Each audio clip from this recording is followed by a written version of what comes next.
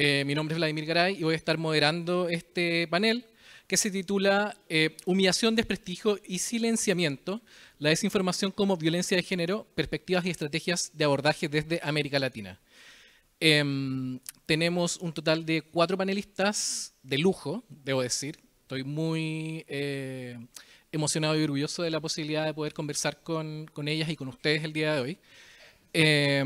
Nos va a estar acompañando Mariana Valente y Paula Martins, que están conectadas en modo online. Y acá en la sala con nosotros está Laura Martínez y Lucía León.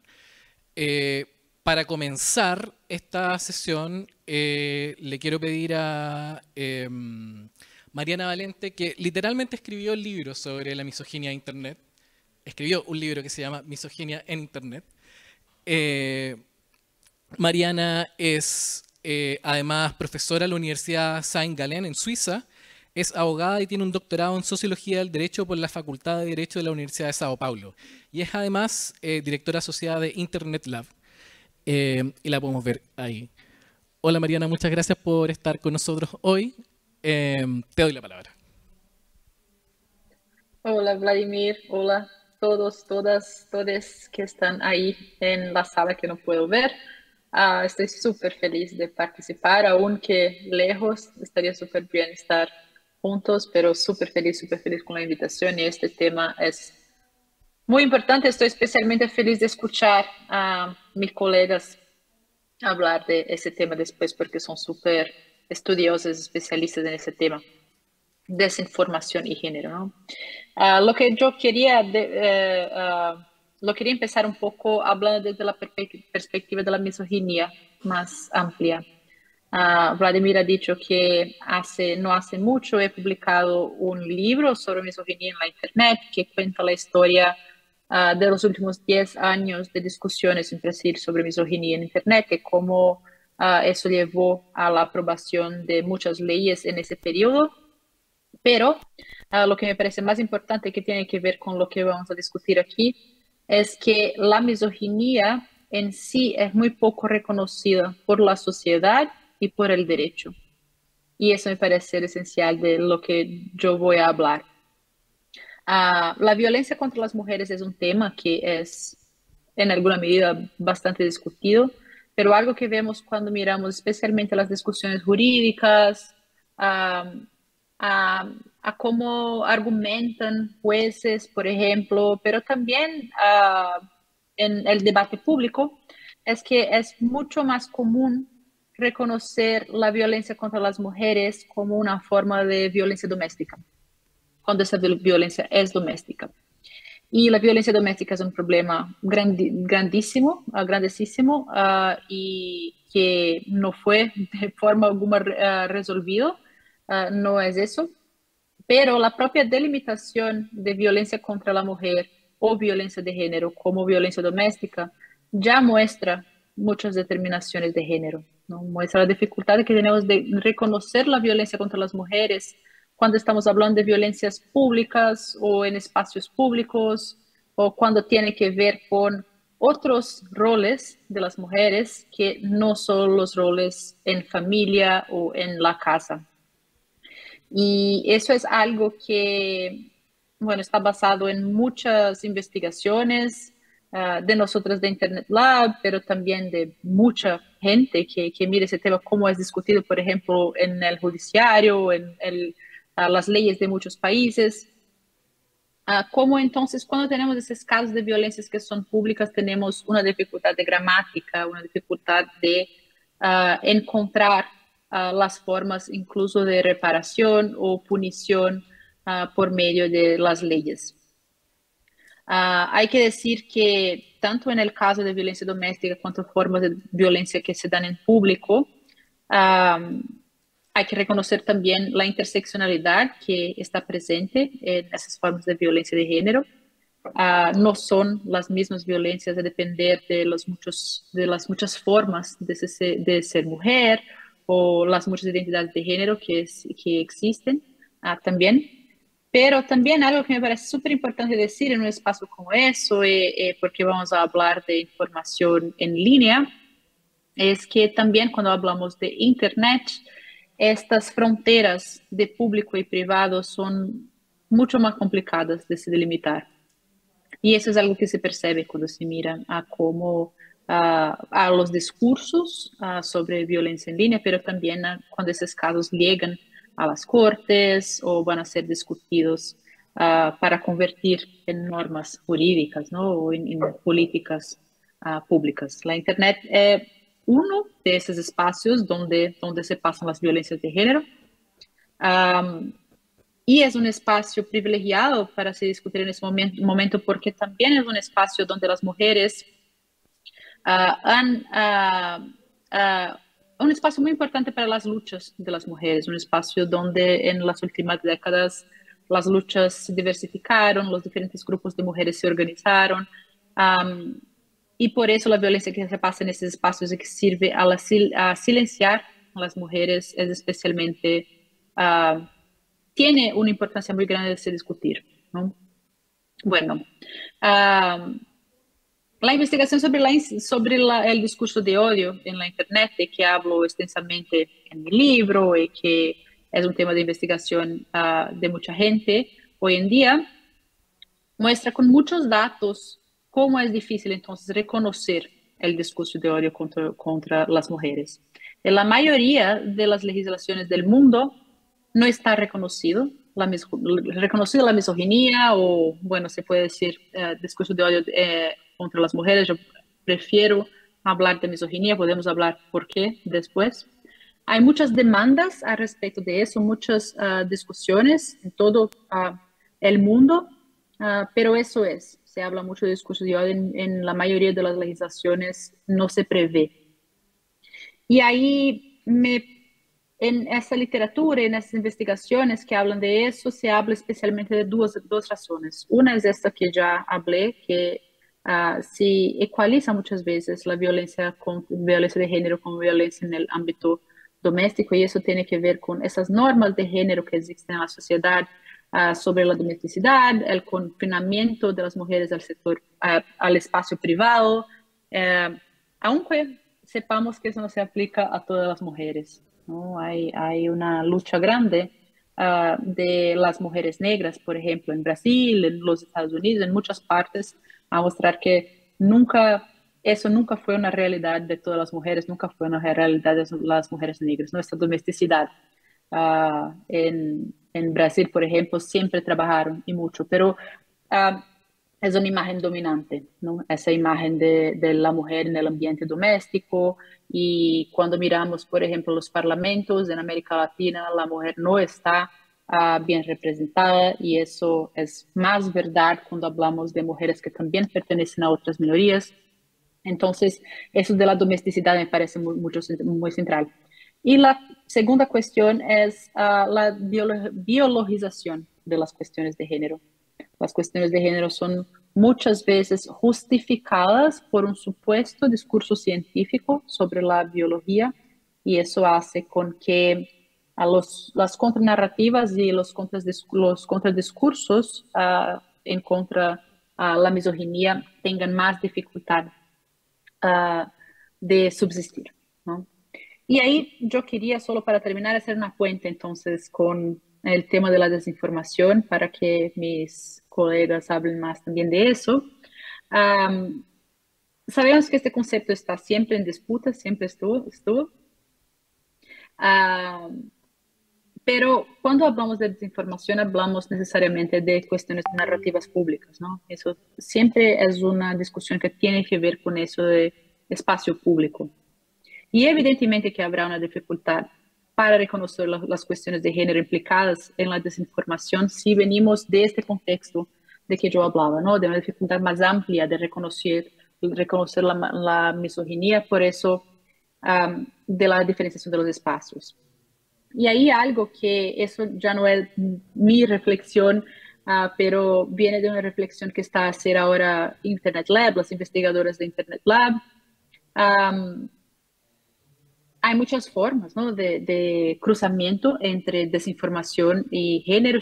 Entonces, por ejemplo, la desinformación puede afectar derechos de las mujeres, o discriminar personas por su identidad de género, cuando obstaculiza el disfrute de derechos, como por ejemplo desinformación sobre riesgos para la salud pública, desinformación sobre cuestiones de transición de género, por ejemplo. Y la desinformación puede también estar basada en el género. Y ahí el objetivo es reafirmar estereotipos de género o entonces estereotipos son utilizados porque es una forma de hacer con que la narrativa sea aceptada por el receptor. Y yo quería terminar hablando un poco de esa nueva frontera de que mucho se habla hoy en día, que son los deepfakes, que son desde un lado un, un desarrollo de ese problema que ya existe hace muchos años de la diseminación no consentida de imágenes íntimas por la Internet, pero de otro lado hace algunas de esas cuestiones aún más prominentes.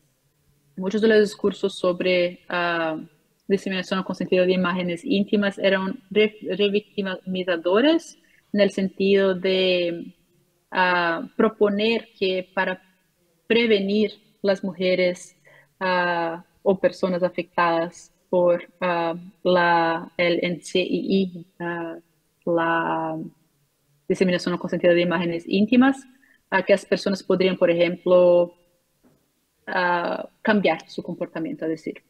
Y los deepfakes pusieron eso en cuestión, ¿no? Y me parece entonces un espacio muy interesante para se discutir este cruzamiento entre misoginia y desinformación. Y estoy cierta de que vamos a hablar un poco de eso aquí también. Bueno, en definitiva, teniendo en cuenta las raíces, las causas del problema de discriminación de género, no me extraña nada que la movilización de las cuestiones de género frente a la misoginia afecte entonces a la recepción de la información por parte de la gente y que la gente pueda movilizarse mediante estrategias de información muy fácilmente y que existe entonces una intersección muy intricada entre la desinformación con las cuestiones de violencia de género. Lo que quería decir es que eso es sobre poder siempre, ¿no? Estamos hablando de estrategias para mantener jerarquías presentes socialmente y no es no es entonces de se extrañar que la desinformación va a tener este vínculo muy próximo con las cuestiones de misoginia. Yo voy a parar acá para escuchar a mis colegas. Buenísimo, muchísimas gracias, Mariana. Evidentemente aquí hay elementos que me parece que sobre los cuales vamos a volver a lo largo de esta conversación, particularmente, por ejemplo, aquella violencia que reciben las mujeres que son parte de los espacios públicos y la discusión pública. Y cómo en el fondo la violencia de género tiene, entre otros de sus finalidades, el silenciamiento de las mujeres y su exclusión de la discusión pública. Y un poco para ahondar en ese tema, me parece que es Laura Martínez de Fundación Multitudes nos trae información fresquita de un reporte que acaban de publicar, me parece que el día de hoy, sobre violencia de género y desinformación contra activistas medioambientales, ¿no? Entonces, se hace la conexión directa con lo que ya nos planteaba Mariana. No, pero antes de pasar el micrófono, presentar a Laura. Laura Martínez es, bueno, ya dije, parte de Fundación Multitudes y tiene más de 16 años de experiencia trabajando con ONGs latinoamericanas, ampliando programas de desarrollo social, coordinando asociaciones estratégicas con gobiernos locales y el sector privado y desarrollando estrategias innovadoras de recaudación de fondos para apoyar proyectos de impacto en América Latina. Ahora sí. Muchas gracias. Perdón, el micrófono. Hola, buenas tardes a todas, todos, todes. Como bien Vladimir contaba, hoy lanzamos un reporte que queremos compartir con mis compañeras de panel. Agradecerles también el estar hoy acá y a todos quienes están presentes en la sala y quienes nos están oyendo de manera online. Bueno, queríamos compartir este gran trabajo que se hizo. Es un trabajo inédito bien potente que se realizó entre Fundación Multitudes con el apoyo de la Heinrich Böll Stiftung, una agencia de cooperación alemana, con la que hicimos un levantamiento de información en mujeres defensoras de derechos humanos y del medio ambiente, entiéndase mujeres como todas las personas que se identifican como mujeres, en Ecuador, Colombia, de donde soy yo, y Perú. Entonces queríamos compartirles los primeros, aquí voy a tener que hacer doble tecnología. Ya. Queríamos compartirles un poco sobre la investigación, por qué quisimos hacer esta investigación y la relevancia. Digamos, queríamos escuchar las voces y las experiencias de las defensoras, sobre todo con el tema que nos reúne hoy, que es la violencia en línea. Nos interesaba muchísimo explorar la naturaleza de esta violencia, ¿no? Sus efectos en la vida personal y en su activismo. Entender y explorar las brechas en las regulaciones existentes, que deberían protegerlas de manera adecuada desde, obviamente, un enfoque feminista e interseccional. Y la verdad, bueno, teníamos una hipótesis y eso era lo que queríamos relevar. Y la hipótesis es, si la violencia en línea es una forma grave y que sabemos que es poco explorada, de agresión contra las defensoras ambientales que aumentan los riesgos de sufrir ataques online con consecuencias físicas y psicológicas. Y acá la metodología que utilizamos fueron entrevistas semiestructuradas, grupos focales con las mujeres defensoras de derechos humanos y medio ambiente, con el apoyo de organizaciones locales, entrevistas que se hicieron en los 3 países y una revisión, una investigación documental de los marcos regulatorios. Acá tenemos unos primeros hallazgos que son como las conclusiones, pero la presentación les voy a mostrar los resultados que identificamos, los desafíos y unas recomendaciones también que hacemos como conclusiones del reporte. Acá como principales hallazgos tenemos obviamente la correlación o una identificación entre que la correlación entre los actos de violencia en línea y fuera de línea descritos por las defensoras, o sea, están, y identificamos que las entrevistadas perciben que los ataques en línea efectivamente son una extensión de las amenazas que han experimentado de manera offline, es un brazo que se extiende. Y las participantes explicitaron el impacto diferenciado de esta violencia según su género, que suena obvio, pero es algo que tenemos que enfatizar acá.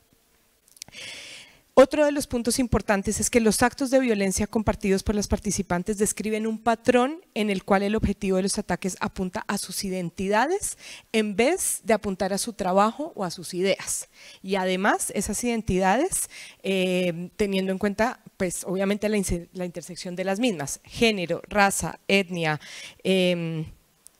lugar de origen, etcétera, etcétera.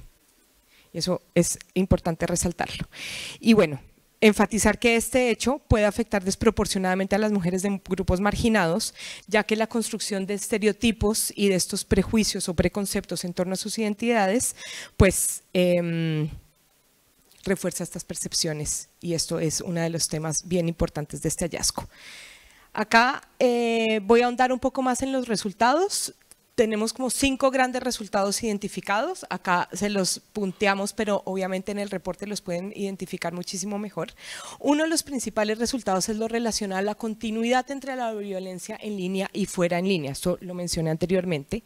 Es decir, acá identificamos que la violencia en línea no es un fenómeno aislado y se percibe como una extensión de la violencia fuera de línea. Las defensoras ven las redes sociales como un brazo extendido de esta violencia que se identifica como presencial, y obviamente los ataques se identifican cuando las defensoras ganan visibilidad en temas sensibles ambientales o cuando empiezan a meterse en temas que están dentro de la agenda. Por ejemplo, mujeres que participan de Escazú, de la COP, ahí vieron su participación muchísimo más afectada y violentada por ser parte de estos temas que están en agenda. Y obviamente, aunque las redes sociales, si bien sirve para amplificar su trabajo, están exponiendo a las defensoras a muchísimos más ataques. Ese es el primer punto como hallazgo. Un segundo es todo lo relacionado a la narrativa pervasiva detrás de los ataques. Y acaso es un tema que quiero enfatizar bastante porque identificamos tres caracterizaciones que no habíamos identificado en otras investigaciones, en otros relatos, en otros reportes. De pronto ustedes sí, pero nosotros no. Entonces quería enfatizar en que a través de las entrevistas y del levantamiento de información encontramos estas tres categorizaciones que quisiera compartir acá.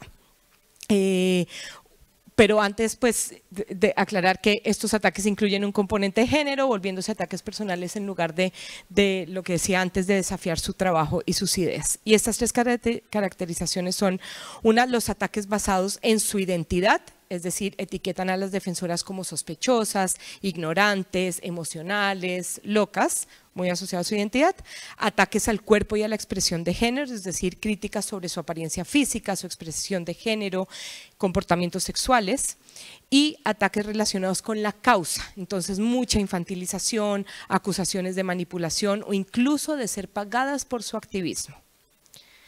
Acá tenemos otros dos puntos de resultados, uno relacionado a la desinformación de género en línea y otros ataques.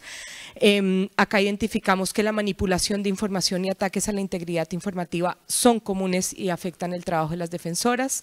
Los ataques suelen estar organizados o coordinados con apoyo tanto de cuentas falsas como de cuentas oficiales o autenticadas, y pues identificamos como estrategias de ataque el doxing, que para quienes no tienen claro este término es la publicación de información personal no autorizada, el acoso sexual en línea, es decir, mensajes sexuales y no consentidos que aumentan en momentos de alta visibilidad, el hackeo de dispositivos y cuentas, es decir, intentos de acceso no autorizados afectando su presencia en línea, y la creación de cuentas falsas y vigilancia ilegal, que son variantes de ataques como lo que en Colombia llamamos las chuzadas, que intervienen comunicaciones o intervienen las cuentas sin autorización.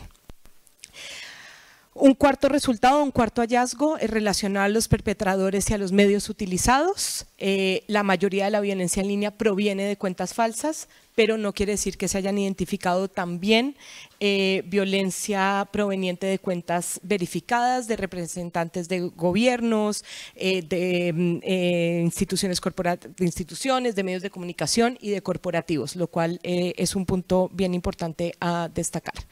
Identificamos también que hay actores estatales y corporativos que utilizan los medios para diseminar campañas de desinformación contra las defensoras, y algo que también se enfatizó mucho es que las plataformas como Twitter, Instagram, Facebook y demás y ahora TikTok están siendo utilizadas para difundir violencia de género en línea.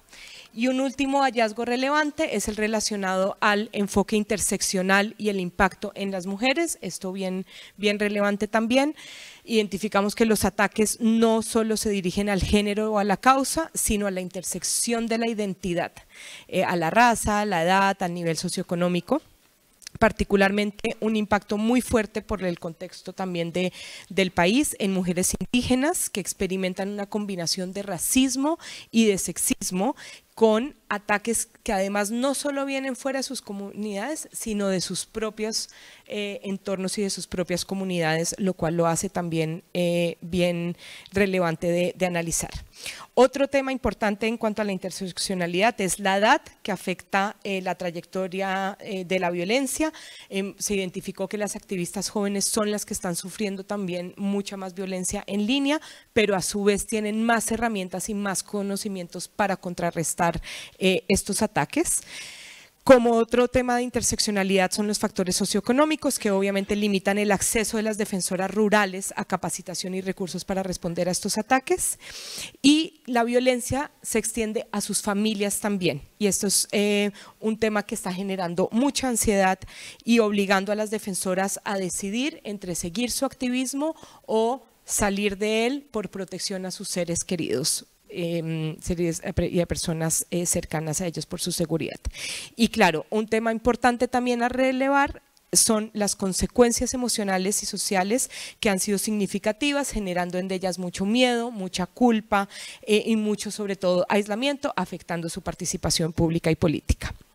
y algunas defensoras consideran incluso abandonar sus causas o mudarse para continuar su activismo, lo cual hace que se limite su participación y el impacto que venían haciendo en las causas por las cuales están trabajando. Acá identificamos luego del análisis en los 3 países, 3 desafíos relevantes que queremos compartirles. ¿Estoy bien de tiempo? ¿Me queda...?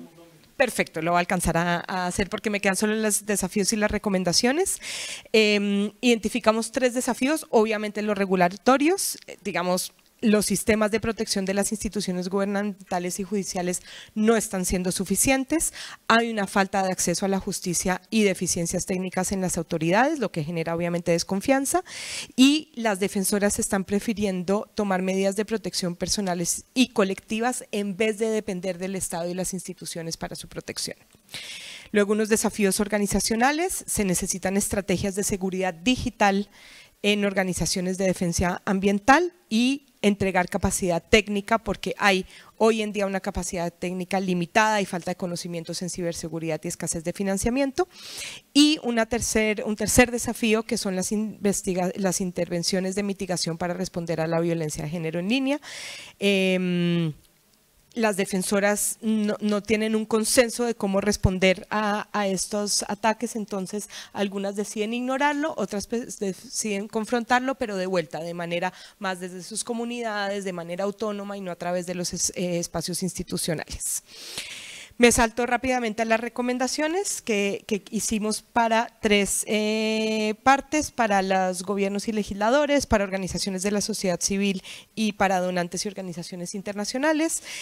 Acá para gobiernos y legisladores, digamos, nos enfocamos más en la normativa, entonces asegurar rendición de cuentas y conciencia pública, que desde multitudes es un tema que nos interesa muchísimo, la transparencia y el open government, fortalecer las protecciones legales, capacitar a las fuerzas de orden y sistema judicial, es decir, formar a la policía, fiscales y jueces en las complejidades de la violencia de género en línea, sobre todo para que se aseguren investigaciones y procedimientos efectivos, establecer guías judiciales en violencia de género en línea, implementar protocolos que aborden la violencia con una diligencia debida y responsabilidades de los autores intelectuales, regular el uso de redes por las autoridades de redes sociales. Sabemos que esto es un tema bien complicado, pero que debe empezar a imponerse sanciones para funcionarios que promueven campañas de desinformación contra defensoras ambientales, crear protocolos especiales, protocolos nacionales que aborden específicamente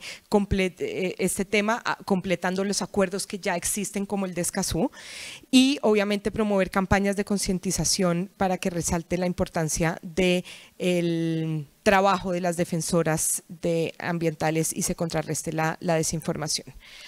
Una recomendación para donantes: alinear financiamiento con protecciones legales, apoyar programas de alfabetización legal y apoyar mecanismos de rendición de cuentas. Esto es importante, se necesita financiamiento, pero financiamiento que no venga de aquellos que tampoco o que no están promoviendo espacios seguros para los activistas, y para la sociedad civil promover conocimiento sobre recursos legales, crear redes transnacionales. En la medida en la que trabajemos entre las organizaciones de la sociedad civil de manera conjunta, podemos contrarrestar los impactos, y concientizar sobre las limitaciones de los acuerdos que hoy existen, y por último promover la alfabetización legal y la capacitación en seguridad digital.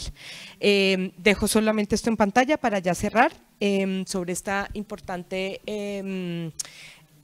investigación que se hizo en 3 países de la mano de Heinrich Böll Stiftung. Es de vuelta inédito, es una investigación que fuimos al territorio a conocer de primera mano el impacto en las defensoras ambientales, algo que tenemos que hacer. Fuimos a donde no se estaba yendo, y es a donde están siendo directamente afectadas las mujeres defensoras de derechos humanos y medio ambiente.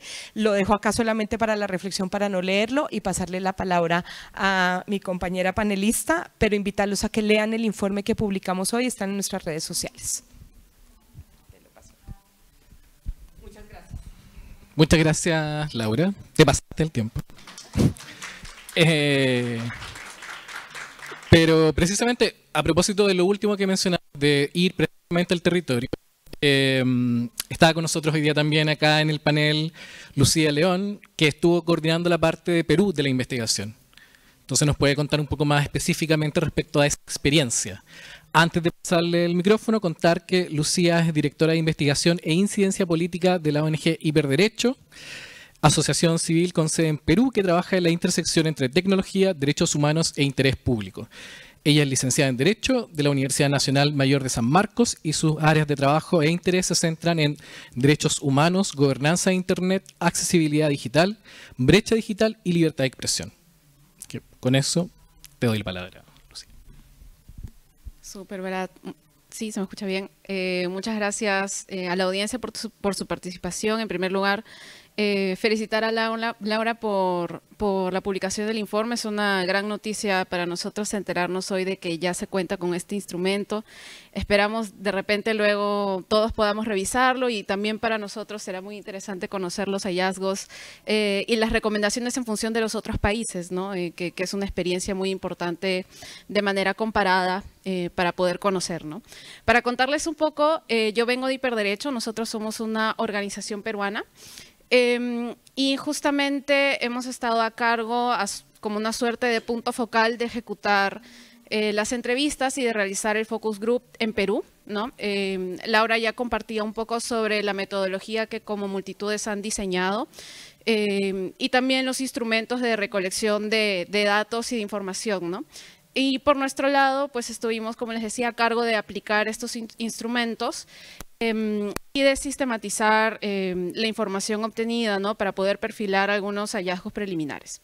En función a ello es lo que yo puedo compartirles el día de hoy, un poco es esta información de contexto y estos primeros hallazgos preliminares en el caso de Perú. Igual también comentarles, y me parece una salvedad importante y una limitación importante del estudio, que digamos por la naturaleza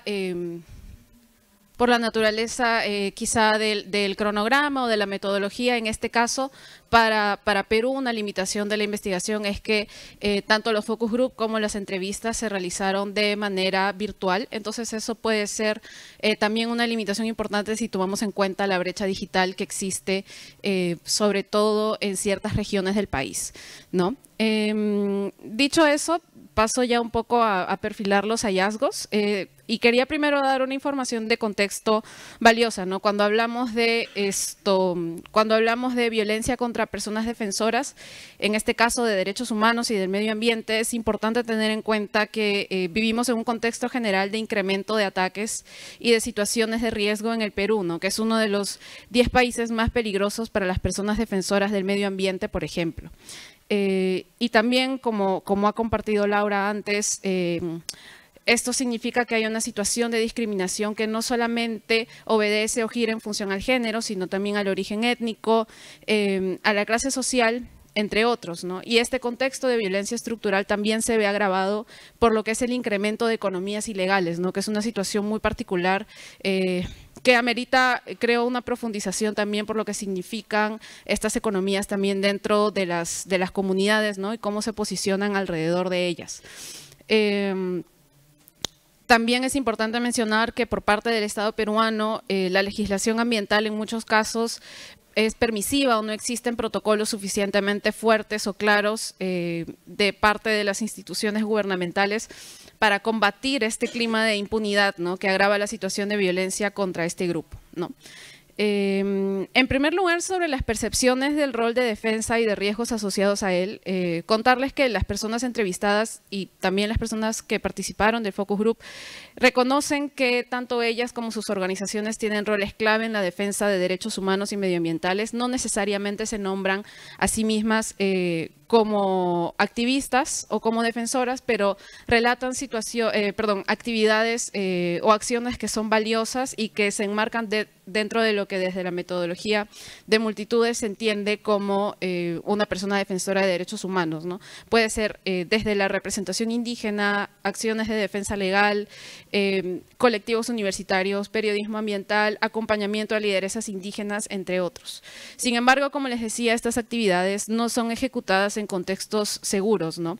Y eso significa que las personas defensoras están expuestas a riesgos considerables para su vida e integridad física, sobre todo cuando trabajan, como les decía, en territorios en donde predominan o existen economías ilegales, ¿no? Respecto al uso de redes y a la violencia digital, encontramos que muchas de las personas participantes están organizadas alrededor de colectivos u organizaciones, ¿no? Y eso implica que manejan muchas veces cuentas de redes sociales de manera colectiva o institucional, a través de las cuales difunden sus agendas, sus demandas o actividades, y no necesariamente emplean sus cuentas personales o individuales para eso, entre otras cosas, porque una tendencia es que por autocuidado, por protección, prefieren no dar un uso demasiado público a sus cuentas personales, ¿no? Para evitar la exposición individual y también por los riesgos que venimos narrando. Y esto también significa que, más allá de las cuentas de redes sociales, también cuando hay actividades presenciales, por así decirlo, tienen pautas como a veces evitar aparecer en fotografías o videos o evitar fotografiar los rostros de otras personas precisamente para anteceder a esta circunstancia, ¿no? Las participantes reconocen la existencia de la violencia digital contra las personas defensoras, pero nuevamente señalan que no se trata de una cuestión diferenciada o estancada o un compartimento particular de otros tipos de violencia, ¿no? Sino que funciona como una extensión o como un canal más por el cual reciben amenazas, y de hecho las amenazas hacia su vida y su integridad es una preocupación muy grande, ¿no? Sobre todo para las personas defensoras de la Amazonía, ¿no? Y esto hay que sumar que las manifestaciones recurrentes de violencia digital son bastante amplias y bastante diversas. Pueden ser desde comentarios agresivos o con contenido racista, clasista o machista, hasta ataques que buscan precisamente desacreditar la posición o las demandas de la organización, del colectivo o de la persona defensora en el caso de que sea un rol más individual, ¿no? También está el acoso coordinado a través de múltiples cuentas, incluyendo las que pudieran ser falsas o anónimas, las campañas de desprestigio y de desinformación en línea, que digamos es una de las cosas que más ha surgido en este panel, que vienen acompañadas en ocasiones también incluso de narrativas negacionistas de la existencia de pueblos indígenas en contacto inicial, por ejemplo, entre otras, ¿no? Las amenazas directas por mensajes también fue algo que se reportó en las entrevistas, o incluso los ataques en eventos en línea cuando algunas organizaciones tienen ese tipo de actividad, ¿no? Y esto tiene un impacto importante en la salud emocional de ellas, pero también en la forma en la que ejercen sus liderazgos, ¿no? ¿Por qué? Porque puede conllevar, entre otras cosas, a la autocensura, a la modificación de sus configuraciones de privacidad o incluso al cierre temporal de sus cuentas. Pero en general hay una tendencia que los liderazgos podrían verse inhibidos, ¿no? Porque las mujeres defensoras, como les decía hace un inicio, prefieren no tener un rostro visible o público, o incluso hay una fuerte sensación de culpa de parte de algunas, ¿no? Luego de que se produce el episodio de violencia o la amenaza, algunas de ellas consideran que esta puede ser una reacción a que tomaron la decisión, ¿no?, de ejercer actividad política o de ejercer una voz pública, o que su rol de defensa las ha puesto en riesgo a ellas y también a sus familias, ¿no? Entonces ahí también viene el componente de género y una carga muy fuerte sobre cómo deberían responder a esos ataques, ¿no?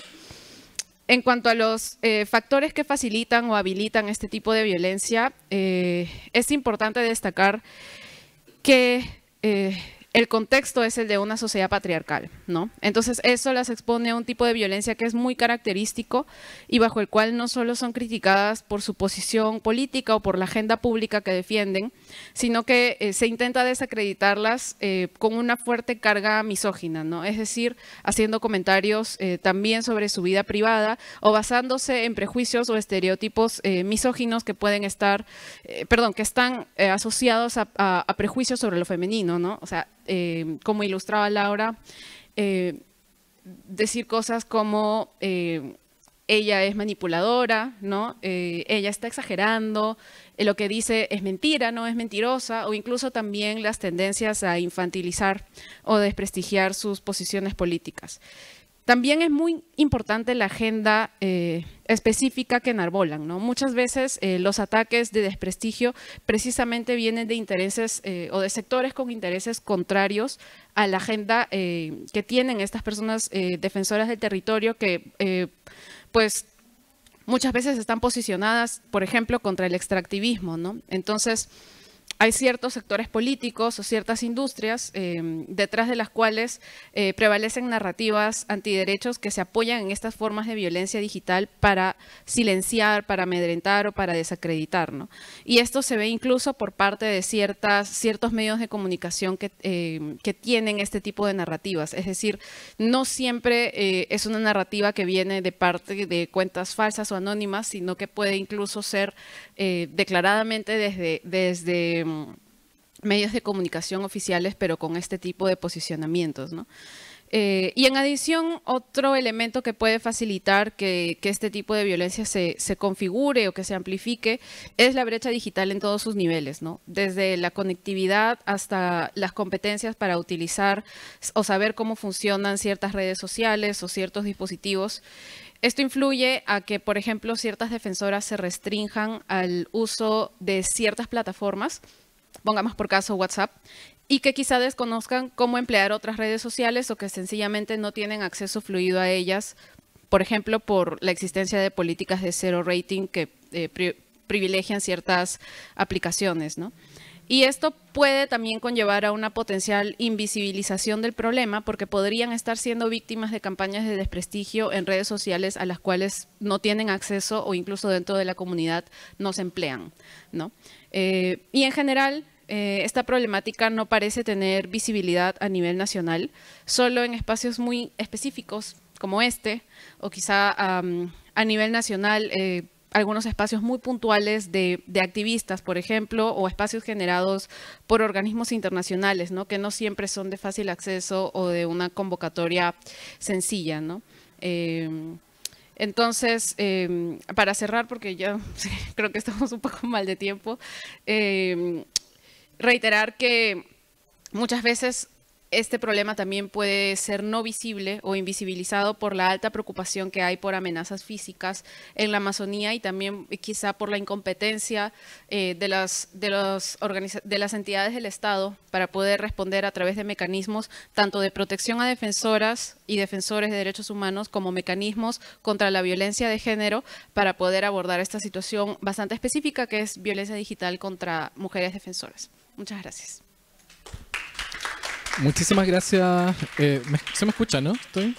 ¿Se escucha? ¿Por el micrófono? Sí. Bueno, muchísimas gracias, Lucía.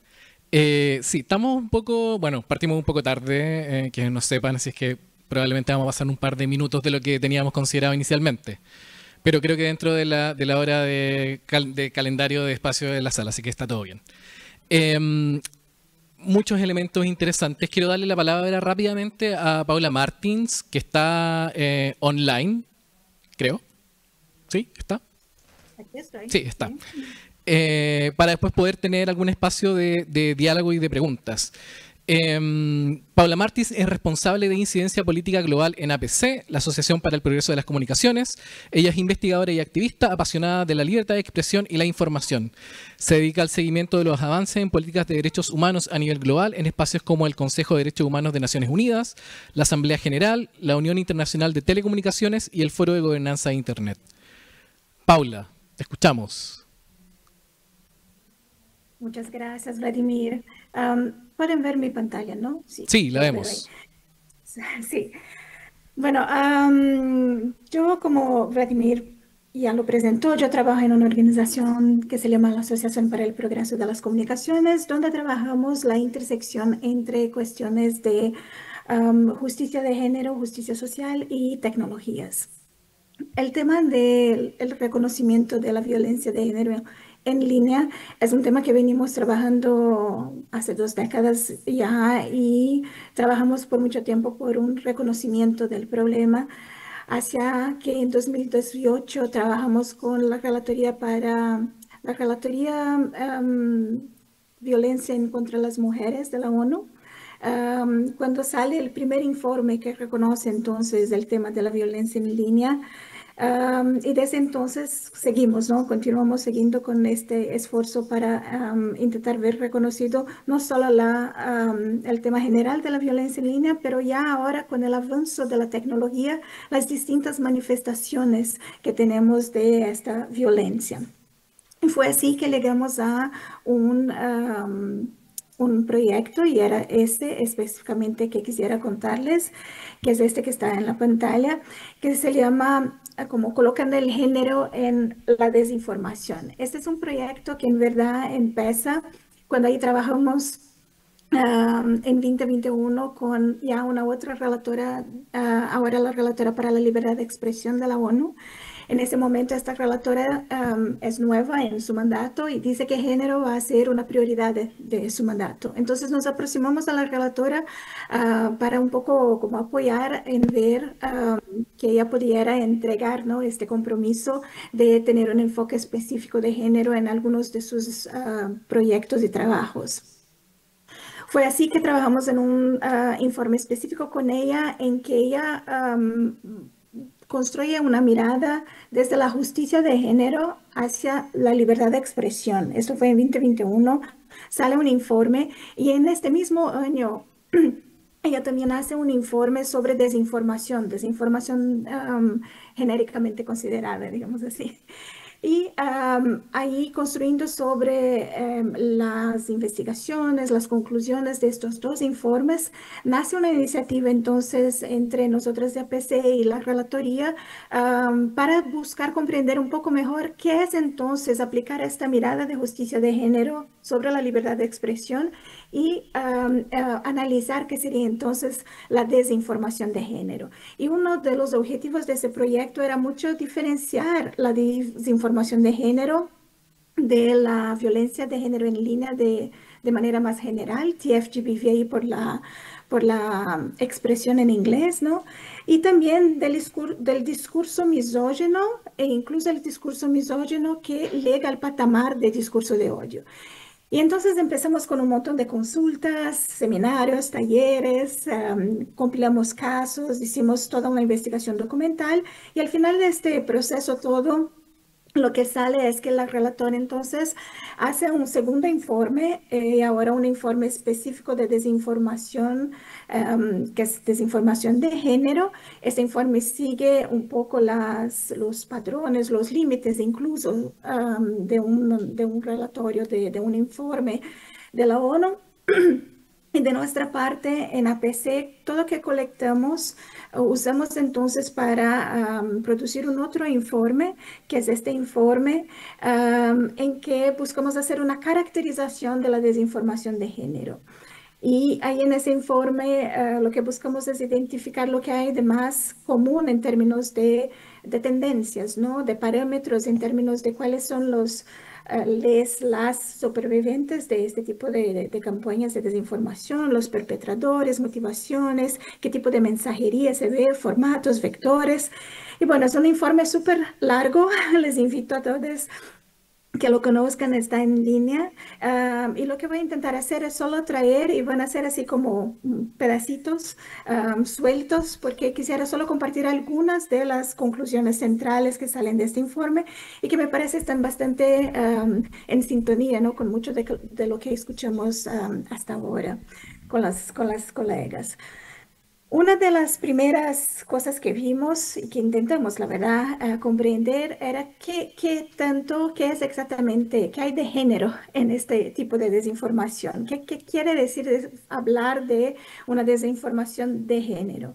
Y ahí es que lo que pudimos identificar es que la desinformación de género es de género porque tiene que ver con tres factores principales.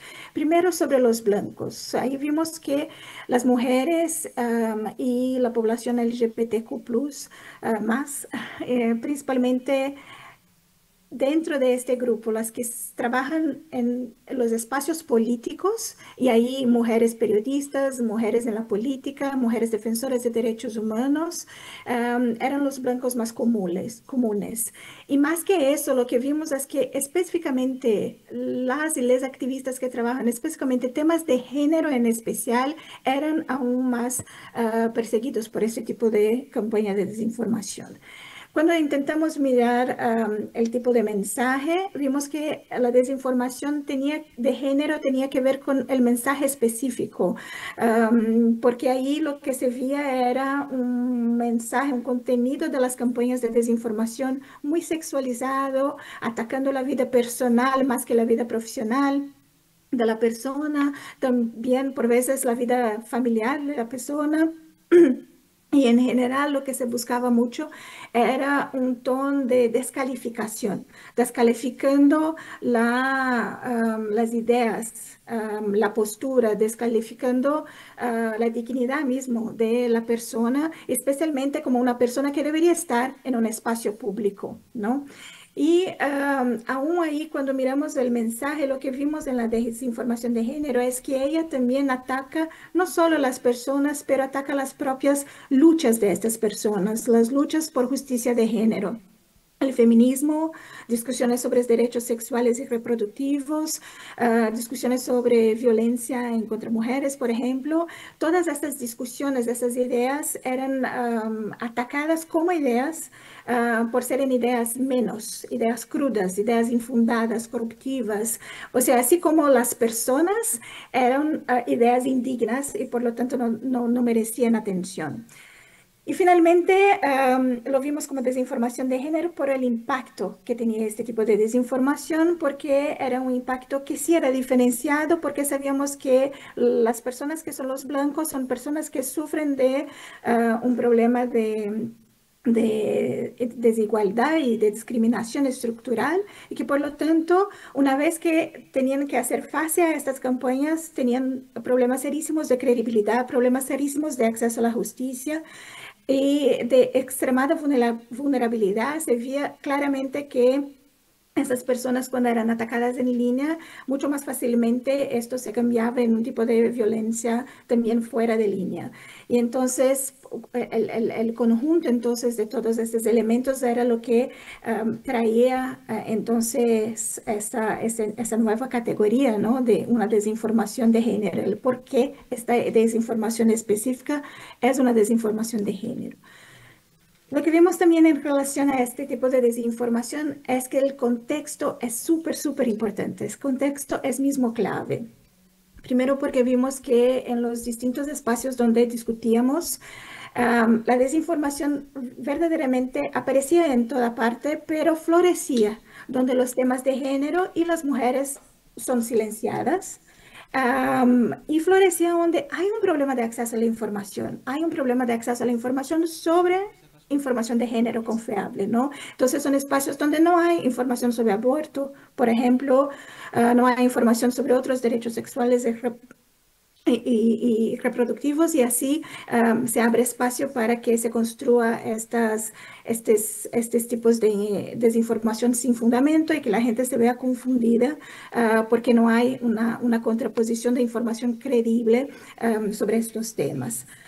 Vimos también que el contexto es esencial para comprender la mensajería, que es muy difícil tener un análisis que no sea enfocado en el local, porque hay que comprender mucho las expresiones, más allá del idioma, la lengua, que es muy específico el tipo de uso del lenguaje que se tiene en un determinado espacio para comprender el por qué efectivamente una campaña es discriminatoria, una campaña es ofensiva.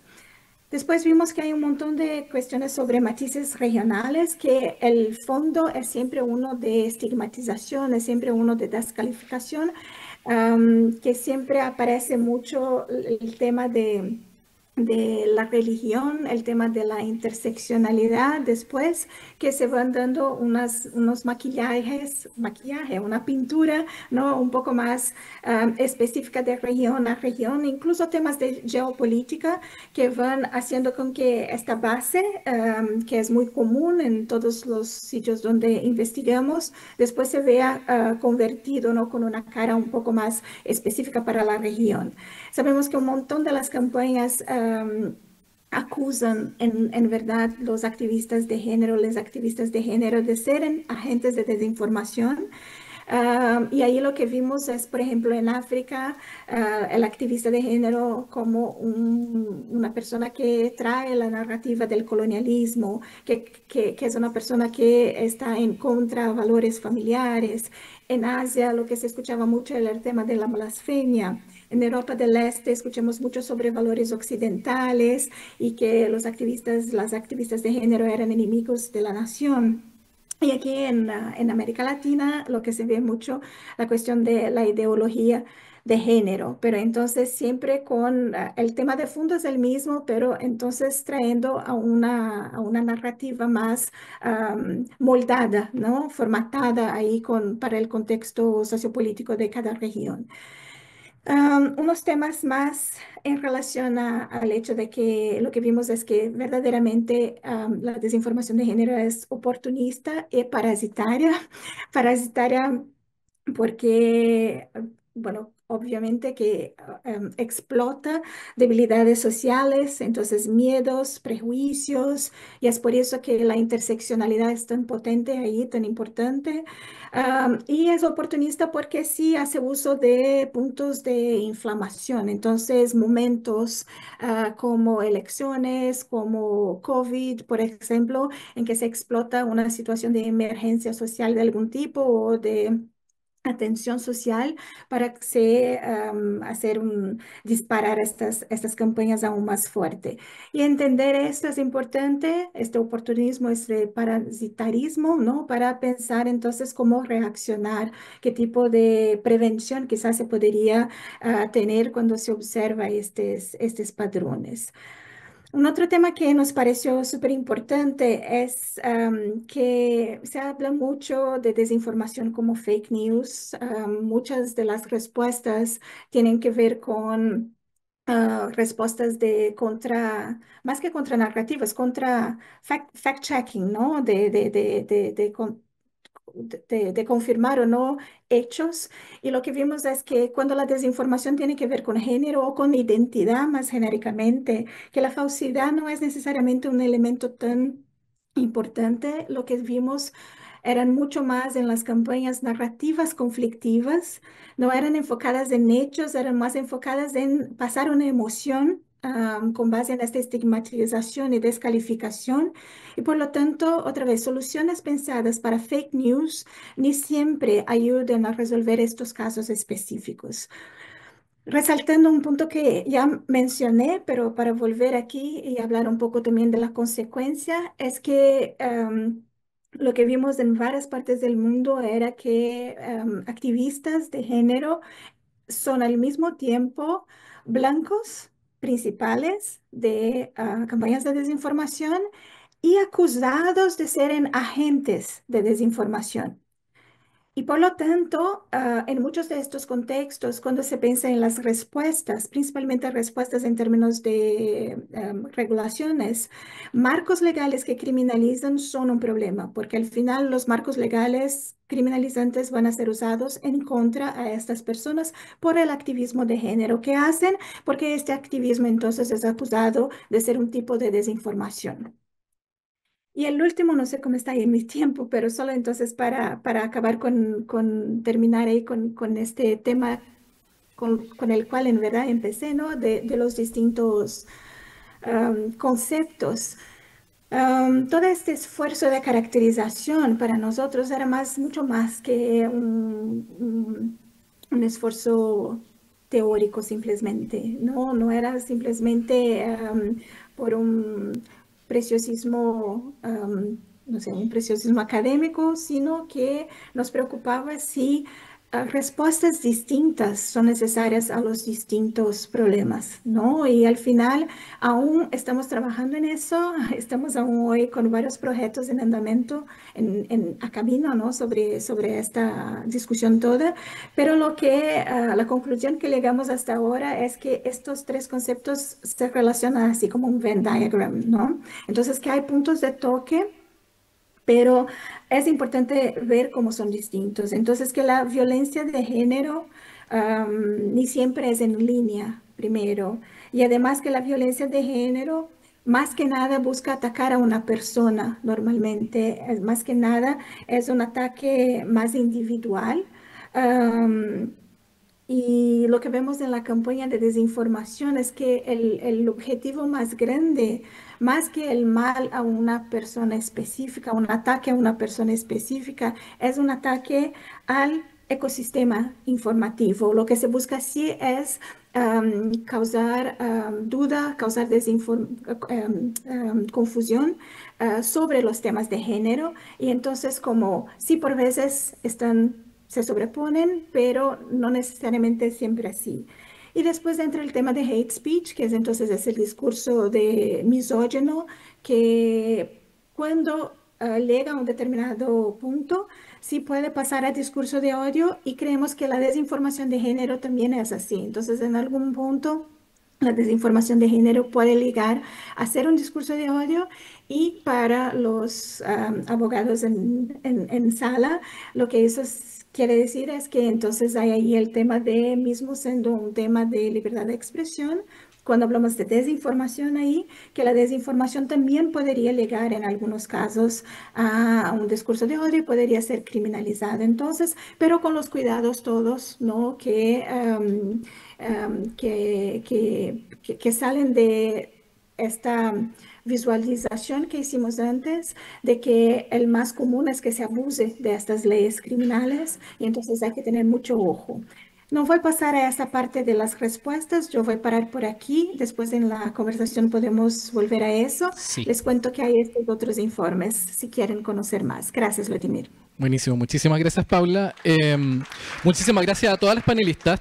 Nos quedan algunos minutos, yo tengo 50.000 millones de preguntas que no voy a alcanzar a hacer, pero me interesa mucho, por ejemplo, la respuesta respecto de cómo avanzamos en temas de política pública, particularmente cuando tomamos en consideración las limitaciones de nuestra institucionalidad y además nuestra historia de autoritarismo en América Latina, particularmente a propósito de lo que mencionaba recién Paula sobre las limitaciones de las respuestas que lo que buscan es castigar solamente.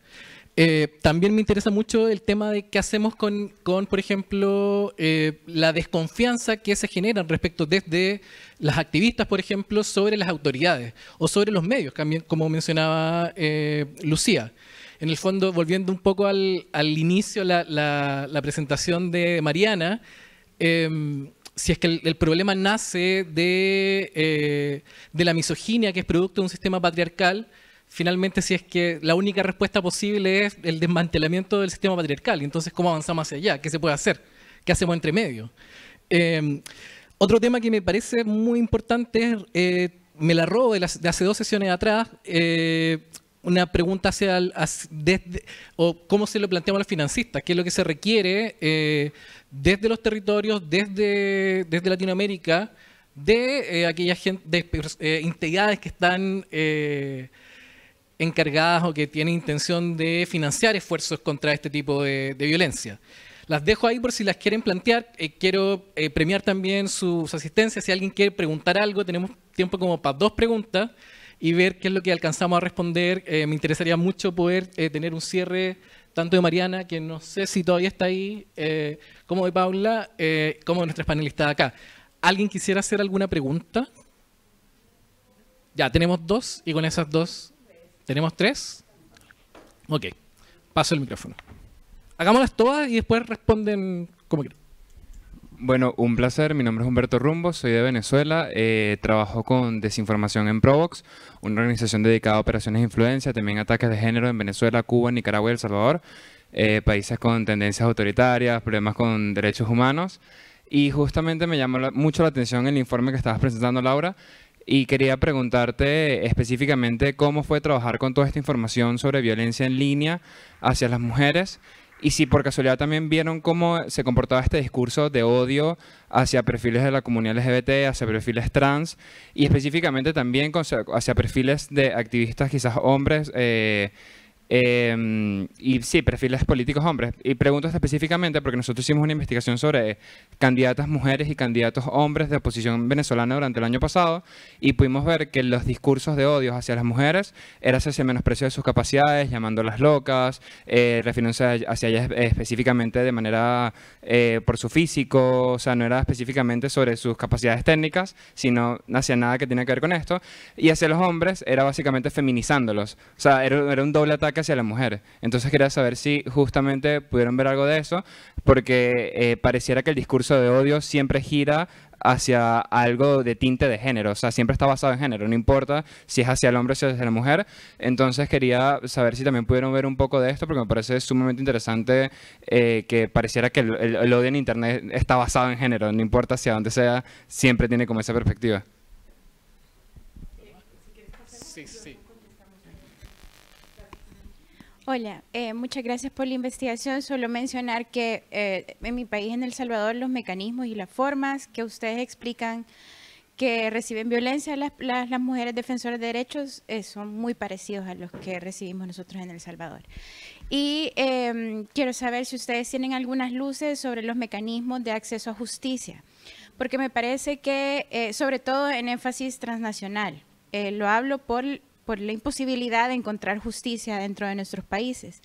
Y también porque me parece que la visibilización de la violencia de género en todos aspectos, pero en lo digital, cuando no encuentra mecanismos, es sumamente revictimizante. Entonces, a lo que nos encontramos es que nos violentan y de ahí ponen un post de que hemos sido víctimas de violencia digital en el cual hay una profunda revictimización. O los mecanismos bajo los cuales tenemos que denunciar incluyen que nosotras mismas recopilemos información de las cosas que nos han dicho en redes sociales para poderlas trasladar.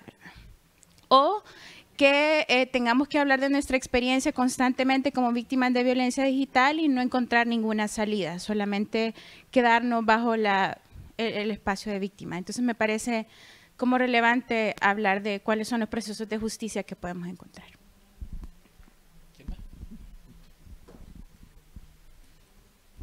Hola a todas y a todas. Primero que todo quiero darles las gracias por el espacio, lo encontré increíble, lo pasé súper bien, aprendí mucho.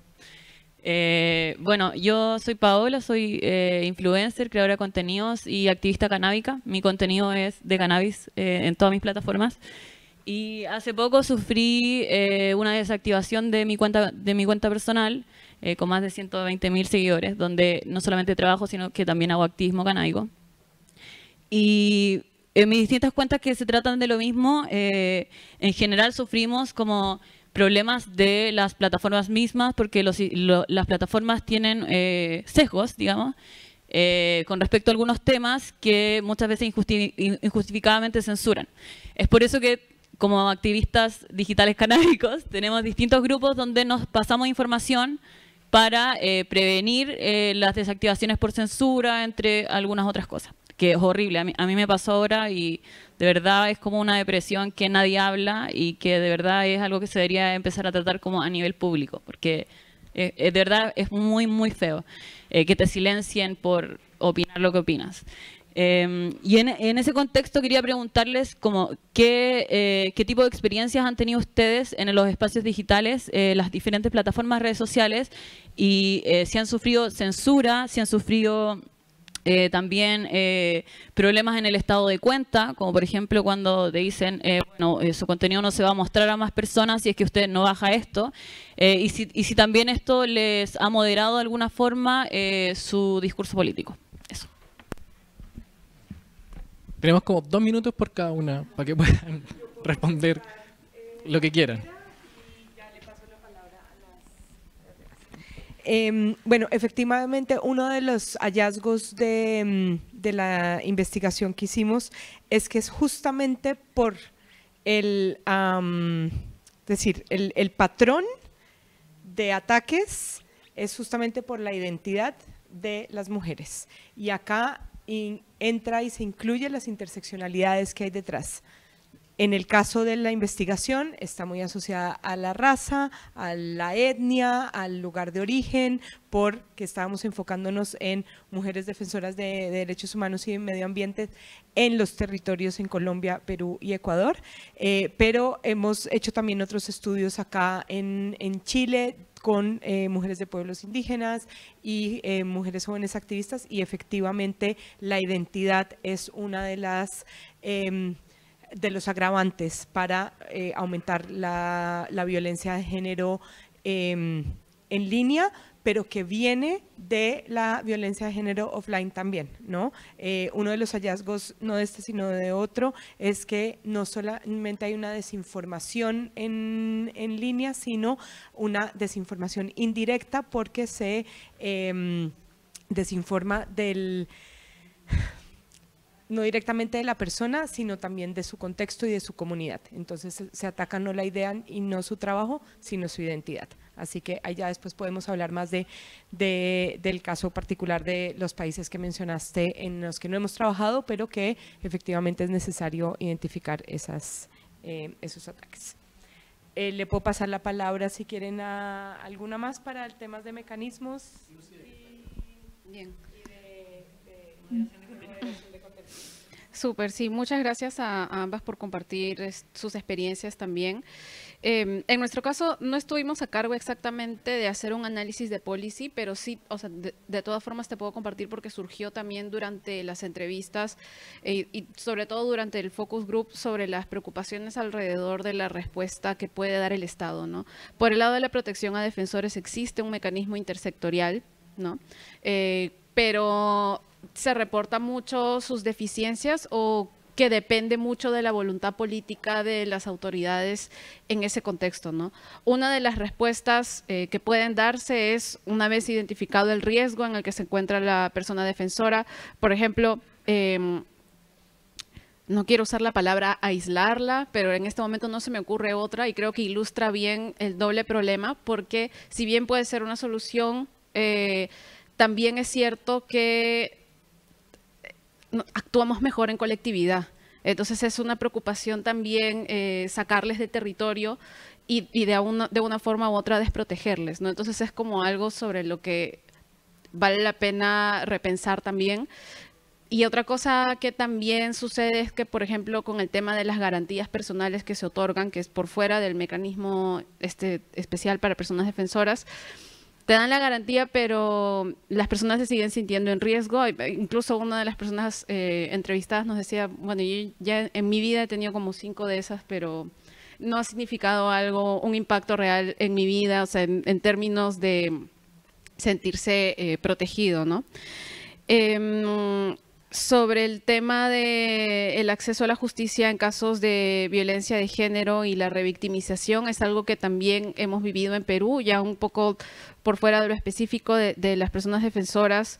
Un gran problema que hemos tenido mucho tiempo en Perú es que en el caso de ciertos delitos que son manifestaciones de violencia de género en línea, específicamente la difusión de imágenes íntimas no consentidas, se trata de un delito de persecución privada, ¿no? Como tú dices, uno mismo se tiene que encargar se tenía que encargar de recopilar información, de armar su teoría del caso, y eso sin duda es no solo revictimizante, sino es una barrera en el acceso a la justicia.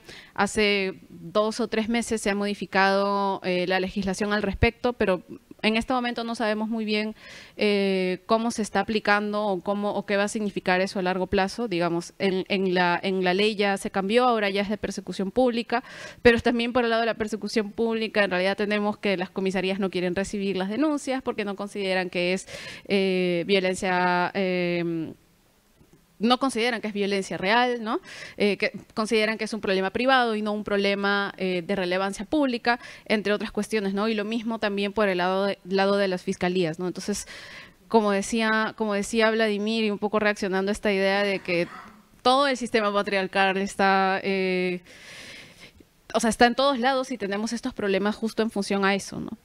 Y sobre el tema de las plataformas, bueno, por la manera en la que estaba diseñada la investigación, ¿no? Y las preguntas de los instrumentos, no era exactamente el foco de la investigación sobre la reacción de las plataformas.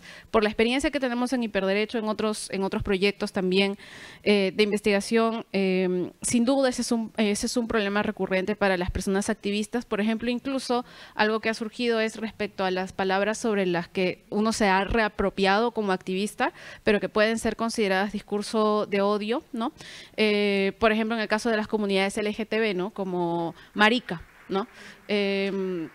Entonces, cómo eso también puede generar de una u otra forma la censura, ¿no? O el tema de que no se permita el alcance real, ¿no? de esas publicaciones, también es un problema con las identidades de las colectividades, ¿no? Entonces, sí, totalmente de acuerdo con la gravedad que puede implicar el silenciamiento, en este caso por el lado de las plataformas, a pesar que no era, pues en esta investigación precisamente no tendría mucho por compartirte porque no estaba en el diseño metodológico. ¿Sigo yo? ¿Puedo ir? Sí. No les escucho. Bueno, voy entonces en el tema específicamente sobre los estados, ¿no? Una cosa que vimos es que también hay que tener ojo porque vimos un espectro desde estados que negan que existe un problema, no existe esta cosa de violencia en línea contra mujeres, no existe desinformación de género. Después tienes a lo largo del espectro, después los otros que están... reconocen el problema, pero usan una solución desproporcionada. Entonces son legislaciones súper restrictivas sobre regulación de plataformas o son regulaciones criminalizantes, ¿no? En relación al discurso y mal identificación del discurso de odio de una manera que no está en línea con los patrones internacionales. Y después tienes al final, yo diría, un otro caso más extremado, que son los agentes públicos mismos usando la estructura del Estado para hacer campañas de desinformación. Entonces, hay todos estos casos y hay que tener ojo, entonces, como cuando proponer una respuesta más general. El tema del uso de la legislación punitiva, de la legislación criminal, es específicamente preocupante, porque exactamente por los temas que hablábamos aquí, ahora mismo, sobre acceso a la justicia, por ejemplo, sobre el problema de la falta de capacitación de la policía, de los jueces, para comprensión de cuestiones de género. Cuando es género más digital, entonces son dos capas de falta de sensibilidad, de falta de conocimiento técnico, que hace con que el acceso sea súper complicado y que vemos que lo que está pasando entonces es que este es un tema súper crítico y que pasando leyes punitivas, los estados lo ven como una respuesta fácil, ¿no? Ah, yo hice algo, yo pasé una ley criminalizante, entonces estoy buscando una solución muy fuerte para este problema, cuando la verdad es que se pasa una ley que después tiene problemas de implementación tremendos. Esto en relación a los estados, en relación a las empresas. Lo que vimos en el estudio, y mira, esto fue el año anterior, entonces quizás hubo algún cambio este año, pero miremos las prácticas de moderación de contenidos y lo que vimos fue que para los casos de desinformación de género se estaba usando mecanismos, las políticas internas de acoso en línea y de discurso de odio. Y estas formataciones presentan algunas limitaciones importantes cuando se intenta aplicar a temas de desinformación de género. Y por otro lado, cuando se miraba a las políticas específicas sobre desinformación, ellas no tenían una mirada de género, no tenían en cuenta el género. Entonces, que se creaba un hueco allí en términos de las políticas que formatan la moderación de contenido. Pero más allá de moderación de contenido, hay el tema del modelo de negocio, ¿no? Detrás del funcionamiento de la plataforma, incluida la llamada economía de la atención, los sistemas de publicidad automatizados, que tienen el impacto, ¿verdad?, de amplificar el contenido problemático, amplificar algorítmicamente este tipo de contenido súper problemático, y ahí incluida desinformación de género. Entonces, hay que mirar también a eso, a la transparencia de datos para comprendernos mejor cómo esto está pasando, para buscar entonces respuestas más efectivas.